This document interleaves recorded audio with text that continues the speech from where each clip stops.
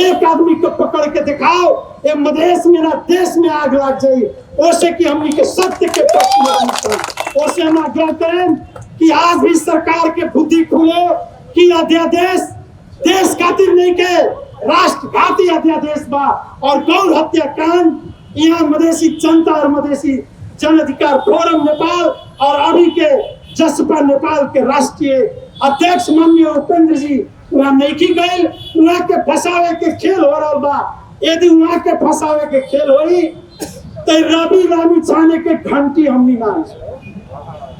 घंटी बजा दे। ये देश के एक से एक ईट से ईट हमनी के बजावे के क्षमता बा कि घंटा घर मधेश विद्रोह के उद्यम वो आंदोलनकारी चौक उसे हम आग्रह करें सरकार के यहाँ के जिला प्रशासन कार्यालय के मार्फत से कि भूमि अध्यादेश और गौ हत्याकांड अविलंब रुके के चाहिए। उसे तमाम साथी लोग के पार्टी के गांव-गांव में जाकर के प्रचार करी। मधेश विरोधी कानून आ रहा बा, देश के विरुद्ध में बा, वो कानून के हमनी के रोके के पड़ी। ये संदेश के साथ अपने रवि से विदा लें। धन्यवाद। जय मधेश। शशि कपूर जी कमीशन बात भ्रष्टाचार बात सरकार घोष राखल बाकी मधेसी जनता हम बीरगंज के भूमि घंटा घर में हमनिए के भाई बेटा से शहादत भइल खून से रंगली भूमि के सबसे पहले हम नमन करे के चाहें और पहचान और अधिकार खातिर शहादत देवे वाला वो नौजवान लोग के हम आज ये मन से सत सत नमन कर श्रद्धा सुमन अर्पण करे के चाहें और आज के विरोध रैली के सफल बनावे खातिर 14 पालिका से जसपा नेपाल के जवन जुझारू नेता कार्यकर्ता माँ बहन युवा विद्यार्थी सबको उपस्थित भइनी और एकरा के भव्यता के साथ सफल बनौनी। एकरा खातिर हम जिला समिति के तरफ से हार्दिक आभार के साथ धन्यवाद भी व्यक्त करके चाहें। पूर्व वक्ता नेताजी लोग बहुत बात कह दिले बा। इस देश में सामाजिक न्याय मरे जा रहा बा, इस देश में संघीयता समाप्त करे के खेल हो रहा बा और इस देश में फिर से मधेश के भूमि में रहे वाला लोग के गुलाम बनावे के काम शुरू हो गई बा। तो होशियार हम कहें यहाँ के सरकार होशियार हो जाओ, ये मधेश के भूमि हो। आज यही मन से हम संदेश देवे के चाहें। एगो संघीयता लिखावे खातिर 63 साल में मधेश जन विद्रोह के जन्म भई रहे और संविधान में हमनी के अधिकार के हटावे के प्रयास कैला के चलते पहलका संविधान सभा विघटन भी करे के पड़ रहे और दूसर का संविधान सभा से 72 साल के जब संविधान आयल उस संविधान पहल का जरावे वाला और कौन पार्टी हो तो जनता समाजवादी पार्टी नेपाल तत्कालीन मधेसी जन अधिकार फोरम और फिर से हमनी के अगर गुलाम बनावे का प्रयास हुई, फिर से हमनी के रैती बनावे के प्रयास हुई, फिर से हमनी के 2 नंबर के नागरिक दर्जा देवे के सोच हुई तो उस सोच मानसिकता से हटा देवे के पड़ल। ना तो अगर मधेश फिर से अगर जाग गए तो हमने के पूर्व वक्ता नेताजी कहनी सभार ना हुई खाली अब मधेश में ना सातुर प्रदेश में ईंट से ईंट बजा देवे खातिर और जला आग लगा देवे खातिर से हमने के तैयारी करी। ऐसे कि 2 गो भ्रष्टाचारी के मिलन हो इस देश में नेपाली कांग्रेस और एमाले इस सरकार काहे बनल बा हर जन जन में ही मालूम बा। इस यहाँ के प्रचंड के सरकार काहे हटावल गई, रवि लामी छाने के जेले जेले काहे घुमावल जाता तो अपन भ्रष्टाचारी तोपे खातिर एकरा के अगाड़ी देखावल जाता। ऐसे जे खुद भ्रष्टाचारी बा इस सरकार में रहे वाला कांड हमने पढ़त होके हम देखत होके हम सामाजिक संजाल में देखत होके हम रोज एगो नया नया कांड आवेला। हर एक कांड से भरल इस सरकार बा आ यहाँ जे सामाजिक न्याय के लड़ाई लड़े के चाहता जे संहिता के सही रूप से कार्यान्वयन करे के चाहता, जे समानुपातिक समावेशी बनैलक देश के, आज हमनी के मधेसी के, मुस्लिम के, थारू के, आदिवासी के, जनजाति के, अल्पसंख्यक के, महिला के जे अधिकार दिएलक, जेकर बाल बच्चा आज समावेशी समानुपातिक में कौनो जगह मिल रहा बा, वो व्यक्ति के ऊपर अगर अपने षड्यंत्र करे के चाहें तो मधेश के नौजवान यही धरती पर सीना ठोक के गोली खैले बा।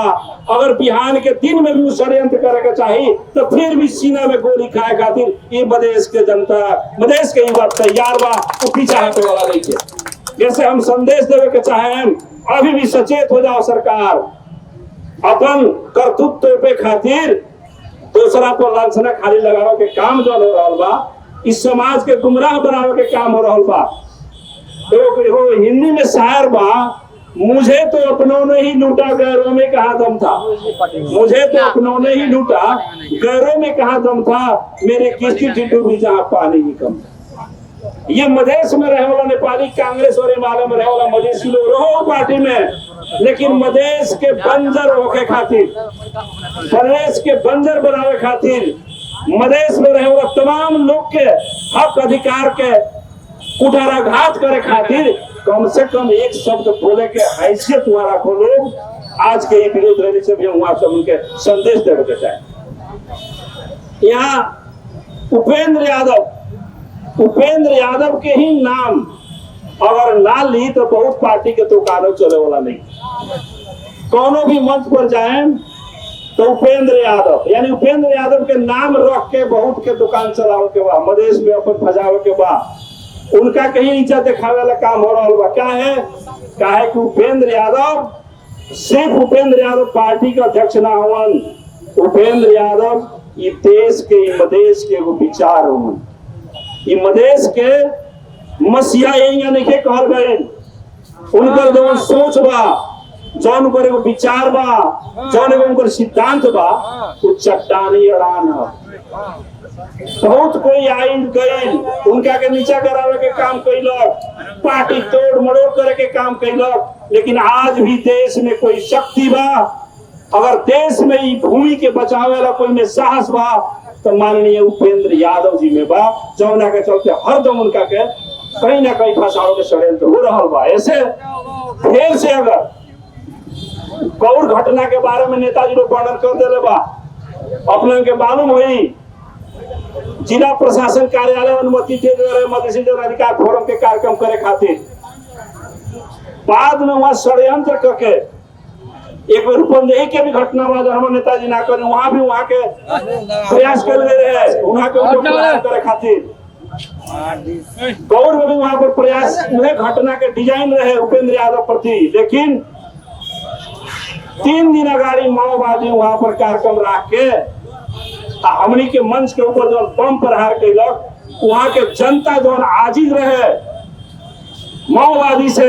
ओकर प्रतिकार वहां के पार्टी ना स्वयं न उतोड़ के बासी के लेवा जनता के लेवा विरुद्ध में। ऐसे अगर फिर से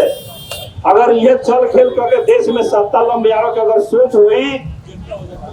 तो आवे वाला दिन 84 जो आ रहा बा,